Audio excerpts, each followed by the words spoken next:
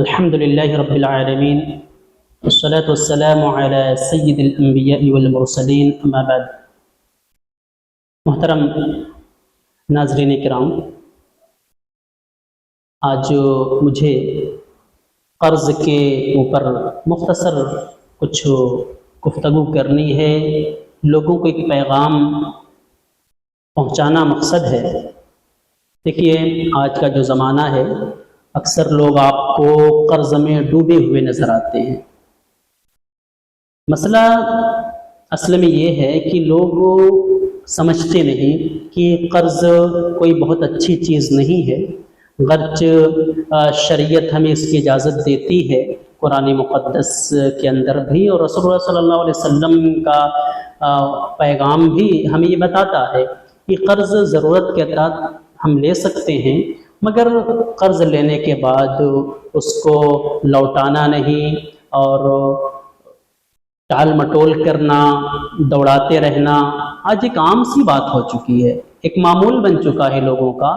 لوگ اپنے لوگوں کو بھی قرض دیتے ہوئے ڈرتے ہیں۔ جتنا قرض آسانی سے کسی کو مل جاتا ہے، لوٹانے میں اس سے کہیں زیادہ مصیبت ہوتی ہے۔ عام طور سے دکاندار پریشان ہے، کہیں کوئی اور پریشان ہے، کوئی رشتہ دار پریشان ہے۔ اس سے ہوتا کیا ہے کہ رشتے میں دراڑ پیدا ہوتی ہے، رشتے ٹوٹتے ہیں، لڑائی جھگڑے ہوتے ہیں، بہت سارے خرابیاں لازم آتی ہیں۔ اس لیے دوستو، جہاں تک ہو سکے ہمیں قرض سے بچنا چاہیے، قرض سے بچنا چاہیے۔ قرض آپ کو بسا اوقات دنیا میں ذلت و رسوائی کے راستے دکھاتا ہے، آخرت کی بربادی کا سبب بنتا ہے۔ اللہ کے نبی صلی اللہ علیہ وسلم نے ارشاد فرمایا کہ جو شخص قرض لیتا ہے اور پھر اس کو ادا نہیں کرتا، تو ایسے لوگوں کی روحیں معلق رہتی ہیں، یعنی اس کا حساب و کتاب اس وقت تک نہیں ہوگا جب تک قیامت نہ قائم ہو جائے، اور پھر جس کا قرض تھا، جس سے لیا تھا، ان دونوں کے معاملے بارے میں فیصلہ نہ کر دیا جائے، تو ظاہر سی بات ہے وہاں نہ درہم و دینار ہوگا، نہ روپے پیسے ہوں گے، جو ہوگا معاملہ صرف ہماری نیکیوں کے ساتھ ہوگا، وہی دیا جائے گا، اسی کو دیا جائے گا۔ تو میرے دوستوں، کہیں ایسا نہ ہو کہ یہ قرض ہماری اور آپ کی آخرت کی بربادی کا بھی سبب بن جائے۔ قرض ایک ایسی چیز ہے کہ رسول اللہ صلی اللہ علیہ وسلم نے ایک شخص کی نماز جنازہ پڑھانے سے انکار کر دیا اور فرمایا کہ صلو علی صاحبکم، کہ جاؤ اپنے ساتھی کی نماز جنازہ ادا کر لو، میں نہیں پڑھتا۔ یعنی جس شخص کے اوپر قرض تھا، اللہ کے نبی نے اس کی نماز جنازہ تک پڑھنا گوارا نہیں کیا۔ تو میرے دوستوں، یہ بسا اوقات دنیا کے اندر ذلت و رسوائی کا سبب بنتا ہے، آخرت کی بربادی کا سبب بنتا ہے۔ اس لیے ہمیں اور آپ کو قرض جیسی بیماری سے بچ کے رہنا چاہیے۔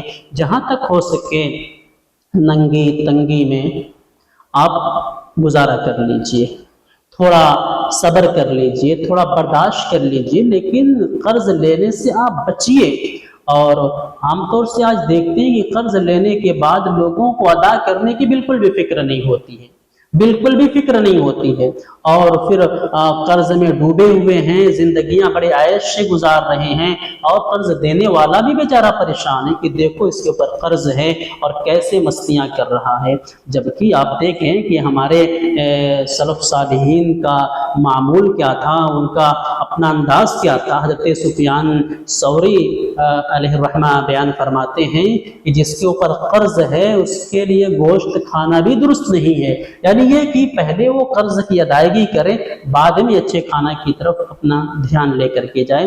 اس لیے میرے دوستو، قرض لینے کے بعد اگر ضرورت ہے اور لے لیا آپ نے، لینے کے بعد اس کی ادائیگی کی فکر ہونی چاہیے۔ رسول اللہ صلی اللہ علیہ وسلم نے فرمایا اگر بندہ قرض لینے کے بعد اس کی ادائیگی کی فکر کرتا ہے، اللہ رب العالمین اس کے لیے آسانیاں پیدا کر دیتا ہے۔ اور ہمیں اور آپ کو قرض کی ادائیگی کے لیے اللہ تعالیٰ سے استعانت اور اس کی مدد طلب کرنی چاہیے، اور اس سے دعا بھی کرنی چاہیے۔ الحمدللہ ہم نماز میں بھی دعا کرتے ہیں، اللہم انی اعوذ بک من المأثم والمغرم، یہ قرض کی ادائیگی کے لیے دعا ہے۔ اور اللہ کے نبی صلی اللہ علیہ وسلم نے ایک حدیث میں ارشاد فرمایا، ترمذی کی حدیث اسے امام البانی نے اسے صحیح قرار دیا ہے. فرماتے ہیں کہ اللہ کے نبی نے فرمایا کہ اگر تم یہ دعا پڑھو تمہارے اوپر قرض کا پہاڑ ہی کیوں نہ ہو اللہ تعالیٰ اس کو ادا کرا دے گا.